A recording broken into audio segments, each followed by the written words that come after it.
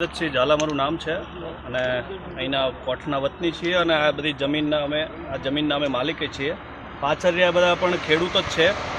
આ રસ્તો જે છે એ વર્ષોથી આ ખેતી માટે ઉપયોગ માટે લેવાતો હતો, પણ જ્યારની આ રેલવે લાઇન નખાણી છે ત્યારની આ રેલવે રસ્તો પણ બંધ કરી દીધો છે અને છેલ્લા 2 વર્ષથી અમે આ કોઈ ખેતરમાં જઈ શકતા નથી, ટ્રેક્ટર પણ લઈ જઈ શકતા નથી. બીજી વાત કે રસ્તા માટે અમે ઘણી બધી ચર્ચા કરી પણ કોઈ જાતનો ઉકેલ આવતા નથી. અધિકારીઓ આવે છે રેલવેના, આવીને જતા રહે છે, એમ કહે છે કરી દેશું પણ કોઈ કરતા નથી. બીજી વાત કે ધારાસભ્યને પણ અમે રજૂઆત કરી છે, સંસદ સભ્યને પણ દેવસિંહને પણ રજૂઆત કરી છે, તો પણ કોઈ ઉકેલ આવતા નથી. અમે મામલતદારમાં આવેદન પણ આપ્યું છે તો પણ કોઈ ઉકેલ આવતો નથી. અમારે તો છતી જમીને ભૂખે મરવાનો વારો આવ્યો છે લોકોનો. બીજી વાત કે ખેડૂતો રોજ અમે ચર્ચા કરીએ છીએ પણ કોઈ આનો ઉકેલ આવતો જ નથી. હવે તો કાલથી થોડા ટાઈમમાં કે ટ્રેન પણ ચાલુ થવાની છે, એટલે રસ્તાનો કોઈ જ્યાં સુધી ઉકેલ ના આવે ત્યાં સુધી આ બધી જમીન બંજર જ પડી રહેવાની છે. 5000 વીઘા ઉપર જમીન છે. મેઇન રસ્તો આ છે.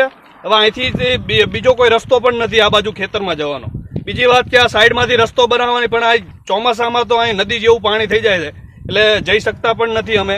બીજી વાત કે જો આનો ઉકેલ યોગ્ય નહીં આવે તો અમે ગાંધી ચિંધ્યા માર્ગે પણ આંદોલન કરશું એવી મારી નમ્ર વિનંતી છે. કે જેમ બને એમ રેલવેના અધિકારીઓને પણ અમે જણાવીએ છીએ કે ભાઈ જેમ બને એમ આનો જલ્દીથી ઉકેલ આવે અને રસ્તાનું નિરાકરણ તાત્કાલિક લાવે તેવી અમારી રજૂઆત છે.